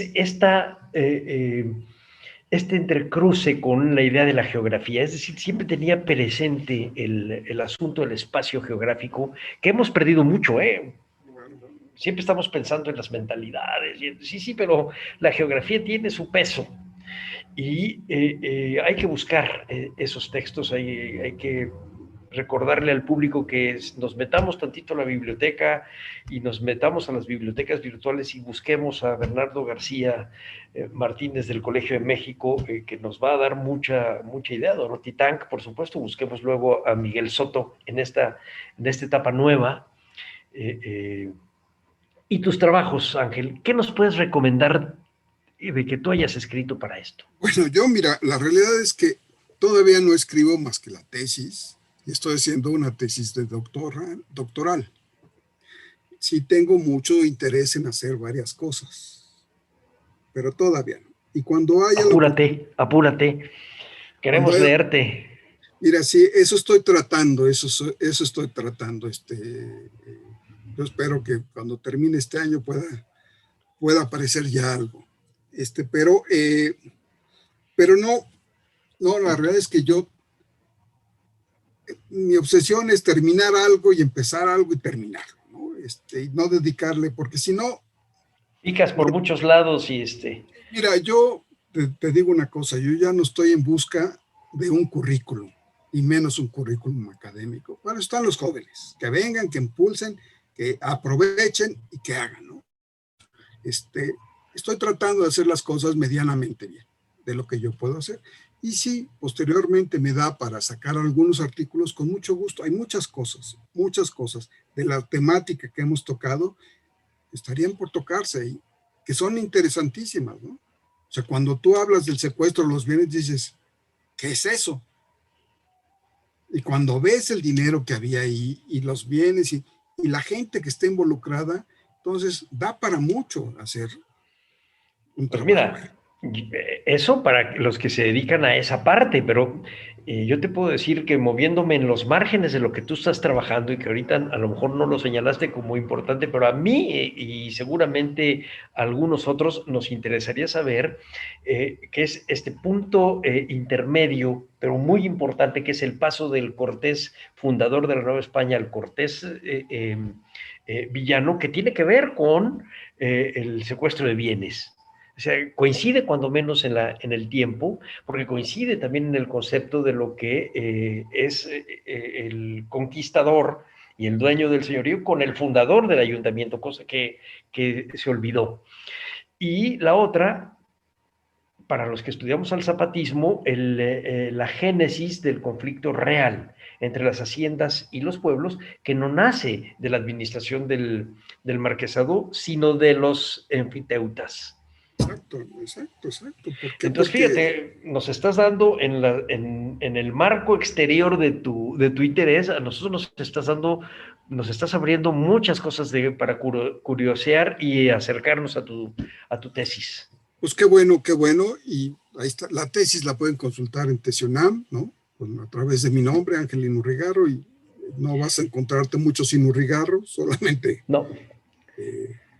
Y bueno, pues, en fin. Pues, no sabes qué buen programa está saliendo con esto. Pero hay algunas cosas que a lo mejor tendremos todavía que tocar. Me gustaría Dime. que nos regresemos tantito a 1808.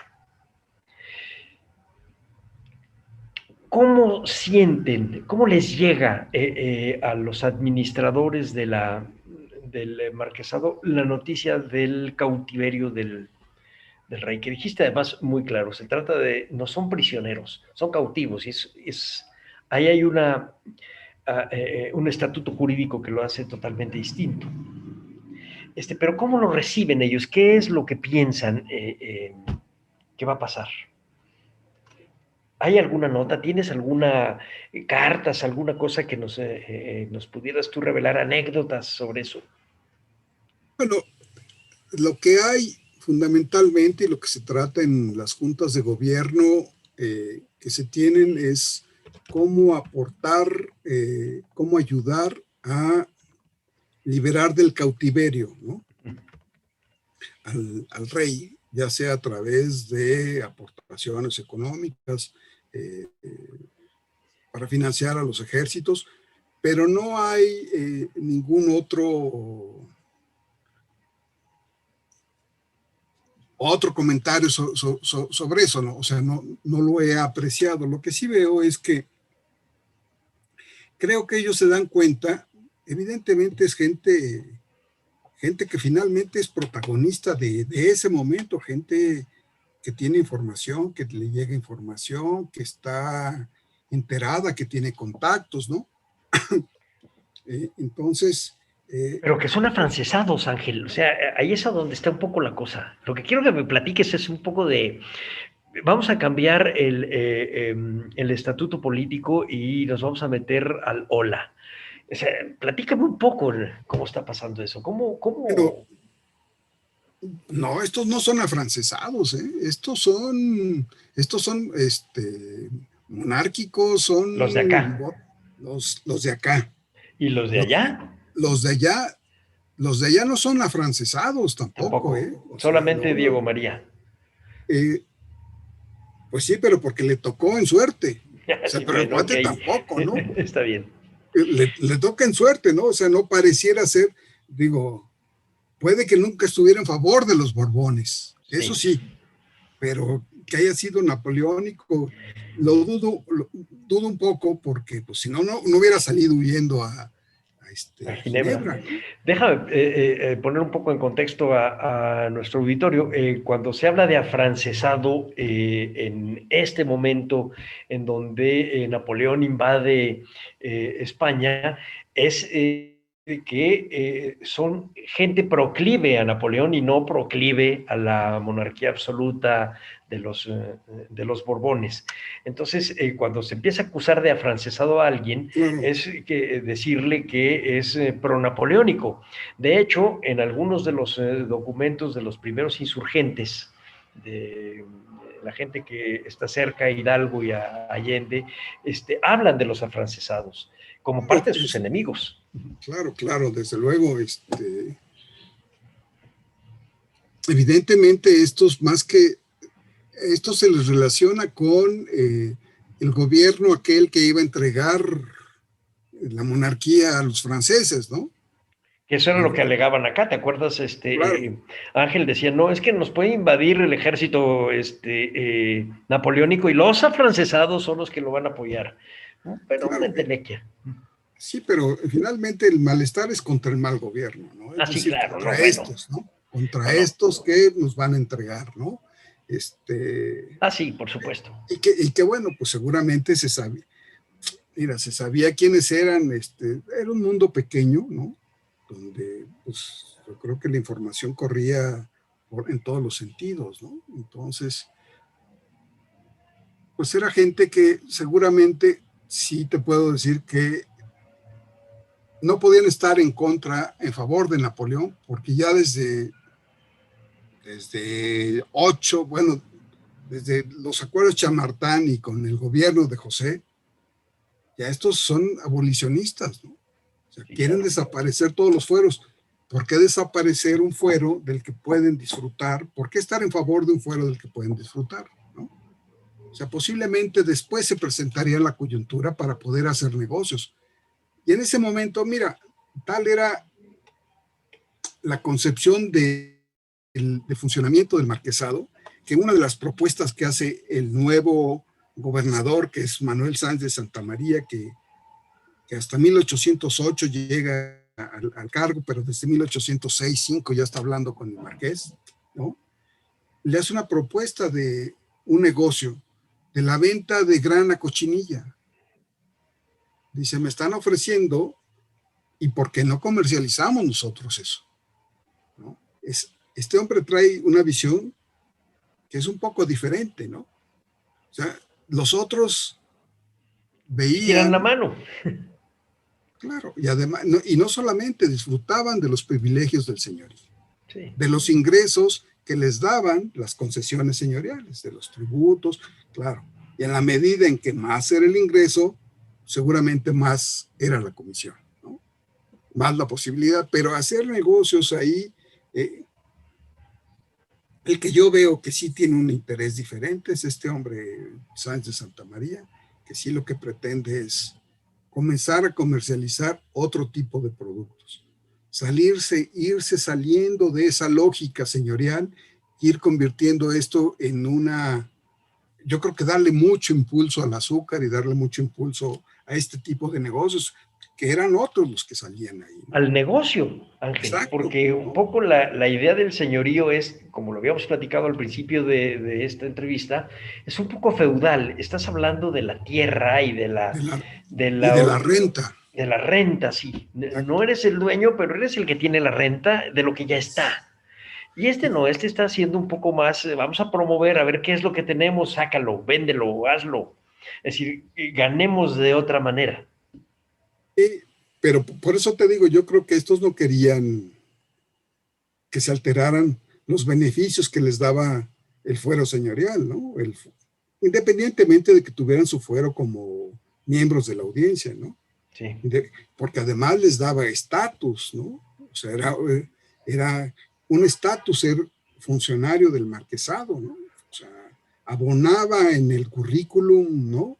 En los méritos que pues, era una sociedad meritocrática, ¿no? Sí, sí. Abonaba totalmente. en los méritos que se tenía y entonces, bueno, por eso me parece que la opción de los franceses era algo así como algo que no iban a aceptar, ¿no? En algún momento. Sí, es una paradoja que en realidad no solo fue acá. Yo recuerdo un pequeño librito que conoces de Hugh Thomas, que se llama Los fusilamientos del 3 de mayo, que tiene que ver con la entrada de Napoleón a Madrid, y estas obras de Goya sobre los fusilamientos. Decía, la paradoja está en que estos hombres a los que están fusilando, que son gente nacionalista y entregada en favor de su tierra, en realidad tienen un pensamiento antiguo, y los que los van a fusilar, que son los soldados franceses, resultan ser la puerta de la modernidad que les hubiera convenido. Esa es la parte de la paradoja, y es la misma que hay acá. Es la misma. Es la misma. Pero a lo mejor entonces O'Gorman tendría razón, Ángel, y ya es la picada de cresta que te decía yo, O'Gorman tendría razón en donde pues el trauma de la historia de México tiene que ver con esto, con la modernización, con la idea de que sí y no,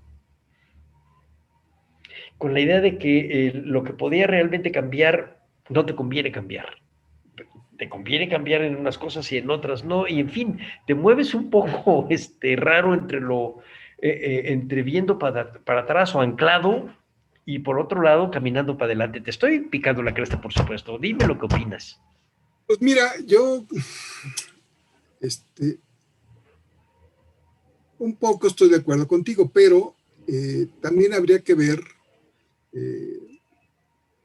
no es tan fácil, mira, no es tan, te voy a poner un ejemplo que yo me pongo, con el cual me trato de explicar cosas, ¿no? Y más ahora en el momento en el que estamos, en donde si hacemos una reflexión sobre el tiempo que duró estos gobiernos neoliberales, ¿no? Reconocidos como neoliberales, ¿no? O conocidos como neoliberales. Ahí hay atrás toda una ideología, una forma de pensar, una cultura que tiene que ir permeando y que vas rompiendo. En ese momento está toda una cultura de recibir, de tener, de un Estado benefactor, de un Estado protector, si tú quieres, ¿no? Y cambia, cosa que cuesta mucho trabajo asimilar y que finalmente va permeando durante estos 30 años que hemos tenido, ya no los gobiernos, sino esta ideología, esta manera de pensar, esta cultura en donde lo que tú logres, lo que tú hagas, es el individuo, no es la sociedad, en fin, ¿no? Y bueno, tú vete a las librerías y te vas a dar cuenta la cantidad de autoayuda que hay, y dices, bueno, sí, ¿no? Pero también hay otras cosas, ¿no?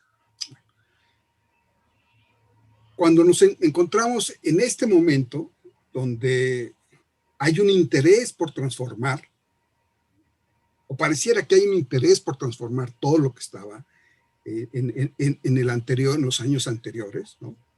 Otra vez nos volvemos a encontrar con que esta gente que ya asimiló, que ya es producto de ese proceso de transformación que se inició con el neoliberalismo, son los que se están oponiendo en algún momento a las transformaciones y los cambios, ¿no? Entonces, ¿dónde está la oposición? Entonces, esto sucede en todas las transformaciones. Habrá gente, ¿no? Habrá gente que está dispuesta al cambio, otra que no. Habrá gente que en el cambio siente un beneficio y habrá gente que en el cambio se siente afectado, ¿no? Es la paradoja de la historia. Exacto. Eso es lo que sucede. Pero no quiere decir que no vengas arrastrando. Se vienen arrastrando, ¿sí? Cultura, se vienen arrastrando formas de relacionarse, socializaciones, se vienen arrastrando muchas cosas, ¿no? Muchas. Y lo mismo le pasó a Juárez, y le pasó a Carranza, y todos. Le pasó a todos. Porque esa es la parte, ese es el corazón de la sociedad. Esa es la manera de palpitar. ¿Cómo le haces llegar a la gente? No es varita mágica que llegue alguien y diga, Iturbide, con todo el buen interés que pudo haber tenido, con todas las buenas intenciones, ¿no? Porque asumamos que tiene la buena intención, ¿no? Sí. Entonces, ¿Qué Tan la sucede? tuvo que pudo convencer a Guerrero, que no era un tipo fácil de convencer. Por eso, ¿y Ya, qué sucede Victoria. en esa transición? ¿Quiénes están de acuerdo en algún momento y quiénes no están de acuerdo? O sea, y todas esas transiciones no son fáciles y que forman parte, justamente han venido formando parte, son resabios que seguimos teniendo, ¿no? Y que a lo mejor O sea, seguiremos. y claro, o sea, porque no es tan fácil hacerla. El problema acá, como yo veo, es que parece ser que siempre en estos procesos solamente hay dos posiciones, ¿no? Los que sí están por el cambio, los que no están por el cambio, los que están en el antiguo régimen y los que están en algo más diferente, ¿no? O sea, pareciera ser que, y esas son posiciones encontradas, ¿no? O sea, no parece ser que exista una posición que no radicalice, ¿no? O sea, siempre estás tratando de mediar, siempre se está tratando de mediar entre una posición y otra posición. Porque ¿qué pasa con los liberales moderados? Son liberales, son moderados, ¿no? Claro, pero son ¿Y qué? liberales. Claro, ¿y qué pasa con la posición de los conservadores, ¿no? O sea, Lucas Alamán tenía una empresa, puso una empresa, ¿no? O sea, dices, bueno, entonces, ¿dónde están estos calificativos? O sea, esa es una membrana muy permeable, ¿no? Entonces hay que buscar la manera de tratar de, no sé, para poder explicar estos fenómenos, yo creo que hay que buscar estos ejemplos, ¿no? O sea, no es tan fácil la transición. Tú y yo teníamos una idea cuando éramos jóvenes de la democracia, que es totalmente diferente a la idea de la democracia de hoy. Totalmente. Y ahí estamos hablando de conceptos, y estamos hablando de lenguajes, y estamos hablando de otras cosas también. Entonces, lo que yo te quiero decir es que la idea no es, la historia no es, hacer la historia no es ni lineal, ni... No, no hay un desfile ordenado de acontecimientos, para nada. No, porque la realidad no es así, ¿no? O sea, tu No, no realidad es así. cotidiana no es así, ¿no? Entonces, pues tú, cuando te ubicas 200 años atrás, donde no hay todas estas tecnologías de comunicación, donde la comunicación entre la península y América era de 2 meses, ¿no? En donde para poder ir a un lugar te tardabas 2 días o 3 días, ¿no? Entonces, pues es otra cosa, ¿no? Es otra cosa, es ubicarte en un contexto totalmente diferente para poderte explicar ese contexto. No, totalmente diferente. La idea, decía en algún texto Borges, que en tiempos de Heródoto el mundo se medía por el tiempo que tardabas en recorrerlo. Si es así, tú estás en la Ciudad de México, yo estoy en Michoacán, a esta distancia, y estamos realizando una entrevista para el Instituto Nacional de Antropología e Historia que se transmitirá en una fecha que ya está programada, pero de ahí en adelante queda abierta. Y entonces, no importa que pasen 10 años, es posible que nosotros sigamos platicando y nosotros vamos a parecer al otro texto de Borges que se llama La memoria de Shakespeare. Vamos a seguir platicando eternamente, Ángel, cosa Ah, que te agradezco mucho. no, pues será un placer a ti y al instituto, ¿no? Alina, ¿no? Con mucho gusto. Y bueno, de algo servirá estas ideas y estas cosas que yo me he encontrado, que a mí me han permitido explicarme un momento de la existencia de este país, ¿no? Y que además creo que cubre perfectamente bien el propósito de este programa que se llama Somos Nuestra Memoria. Es una Somos suerte de nuestras. espejo.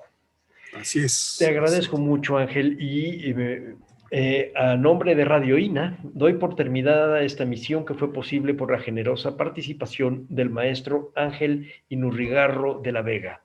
Gracias a nuestros escuchas por su atención. Les sugerimos consultar más de nuestra producción a través de www.radio.ina.gov.mx. Repito, www.radio.ina.gov.mx. En la realización, la Dirección de Medios de Comunicación a través de la Subdirección de Radio INA con Gabriela Marentes al frente. En la producción y grabación, Eva Nivaldo Morales. En la edición, Rubén Martínez. En el apoyo, Marta Hernández, Paula Bedoy y Jerónimo Cuevas. Yo soy Salvador Rueda. Hasta la próxima. Las opiniones y comentarios aquí expresados son de entera responsabilidad de quienes proporcionan la información y no representan necesariamente las opiniones de Radio INA ni comprometen el pensamiento editorial del Instituto Nacional de Antropología e Historia.